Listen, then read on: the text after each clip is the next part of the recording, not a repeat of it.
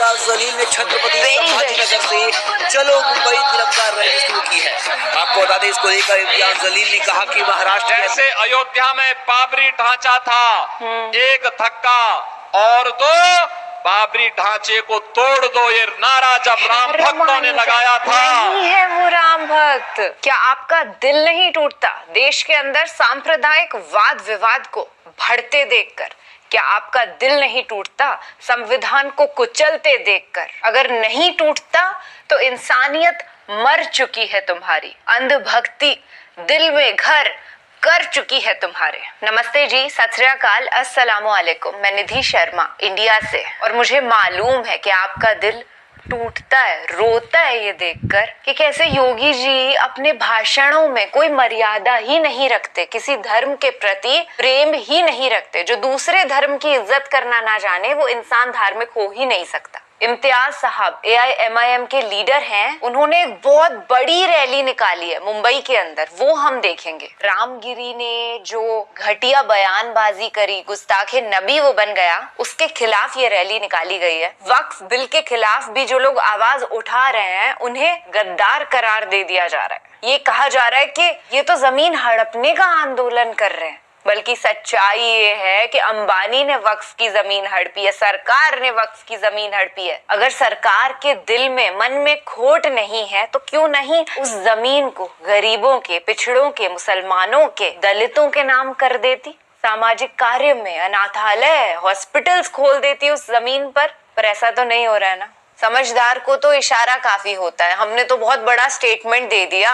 अभी भी अगर अंधभक्त वो पट्टी लगा करके बैठे रहेंगे आंखों पर बीजेपी की, बैठे रहें, उन्हीं का दिमाग सड़ेगा। इत्मीनान से इस वीडियो को देखिएगा, क्योंकि यहाँ पर आपको देखने मिलेगी एक बहुत बड़ी पीसफुल प्रोटेस्ट वाली रैली, फिर नाथूराम गिरी का उसके खिलाफ बयान, और योगी जी के जो भड़काऊ भाषण है वो भी सुनने मिलेंगे। पर अभिसार शर्मा जी, देश के वरिष्ठ सच्चे पत्रकार, उनको जवाब भी देंगे। और रवि किशन को मत भूलिएगा, उसने भी दंगाई वाली बातें करी हैं, चुन चुन के सबको हम भी जवाब देंगे।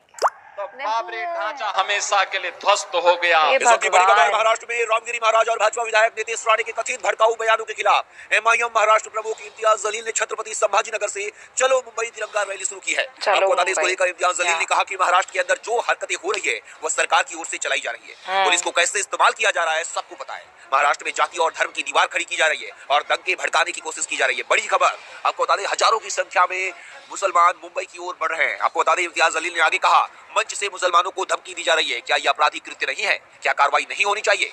इन सब पर कार्रवाई नहीं हो रही है। इस वजह से हमने ये फैसला किया है कि हम मुंबई तक जाएंगे और महाराष्ट्र की सरकार, विशेषकर मुख्यमंत्री एकनाथ शिंदे, जिन्होंने रामगिरी महाराज का समर्थन किया था, हम उन्हें एहसास दिलाएंगे कि ये देश संविधान के अनुसार, कानून के अनुसार काम करेगा। इस तरह किसी एक जाति, किसी एक धर्म के हिसाब से काम नहीं करेगा।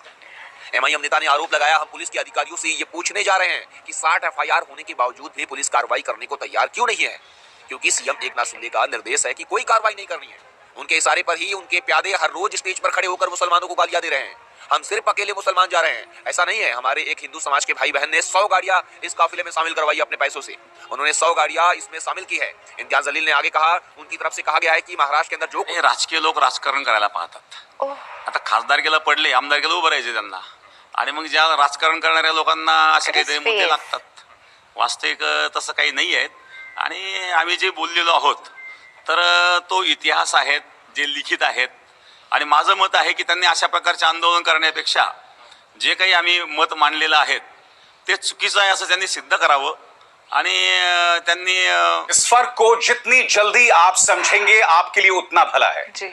भारतीय जनता पार्टी के नेता अपने बच्चों को विदेशों में अच्छी पढ़ाई करवाते हैं, मगर आपके बच्चों को दंगाई बनाना चाहते हैं। और ये बात मैं पूरी जिम्मेदारी के साथ कह रहा हूं। सही कह रहे हैं। गोरखपुर से पार्टी के सांसद रवि किशन का बयान चर्चा में है। वो बयान क्या दिया कुछ देर बाद, मगर आज न्यूज चक्र में हम न सिर्फ रवि किशन, अनुराग ठाकुर जैसे नेताओं की चर्चा करेंगे जो खुद तो चुनावी मंच पर खड़े होकर भड़काऊ बयान देते हैं मगर अपने बच्चों को विदेशों में पढ़ाते हैं।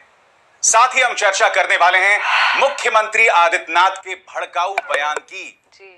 अब वो चुनावी मंच पर बाबरी की बात कर रहे हैं। मैं वीडियो को रोकती हूँ और जिसने चैनल को सब्सक्राइब नहीं किया है सब्सक्राइब कर लें, शेयर करें वीडियो को और कमेंट में अपनी राय ज़रूर दें कि ये दंगा सही है या गलत है।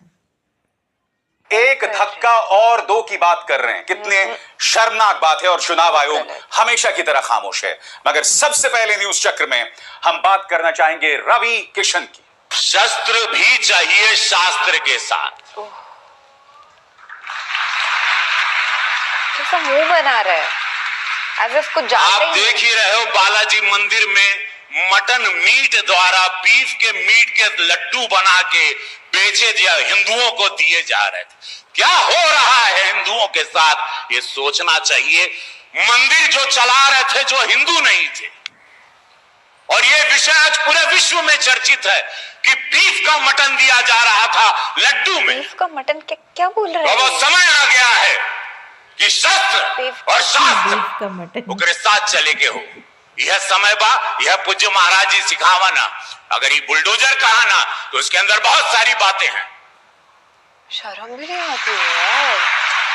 बहनों और भाइयों, आज कांग्रेस का ढांचा वैसे ही जर्जर हो चुका है जैसे अयोध्या में बाबरी ढांचा था। एक धक्का और दो, बाबरी ढांचे को तोड़ दो, ये नारा जब राम भक्तों ने लगाया था।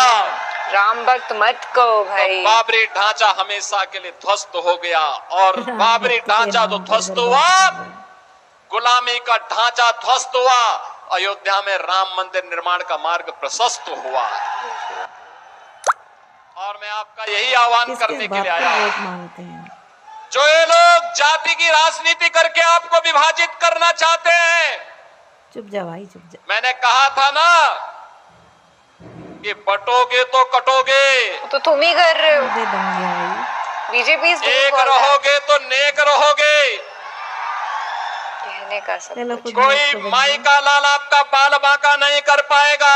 आप जिस बाबरी की बात कर रहे हैं, जिस अयोध्या की बात कर रहे हैं, ये वही अयोध्या है ना जहां समाजवादी पार्टी ने आपको बुरी तरह से पटखनी दी थी? नहीं, बताइए। आप तो अयोध्या की बात कर रहे हैं, बाबरी की बात कर रहे हैं, और वहां की जनता ने आपका क्या हाल किया? सबसे बड़ी बात, वो की खाई। आप बाबरी की बात कर रहे हैं, ये बताइए अयोध्या में और बनारस में कितने मंदिर तोड़े गए? अभी हाल ही में आपने अयोध्या के सर्कल रेट, जमीनों के रेट बढ़ाए, एक अरसे तक नहीं बढ़ाए। जैसे ही बाबरी पर सुप्रीम कोर्ट का फैसला आता है, भाजपा के जो चाटुकार नेता हैं या जो चाटुकार नौकरशाह हैं, इनके सांसद, इनके ब्यूरोक्रेट्स, बड़े बड़े धन्ना सेठ, लोढ़ा कंपनी, अडानी ग्रुप, ब्रिजभूषण शरण सिंह का जो बेटा है, इसके अलावा अरुणाचल के डिप्टी चीफ मिनिस्टर के बेटे, बड़े बड़े नौकरशाह, ये लोग जमीन खरीद लेते हैं, मगर अयोध्या की जनता को कोई फायदा नहीं होता है। और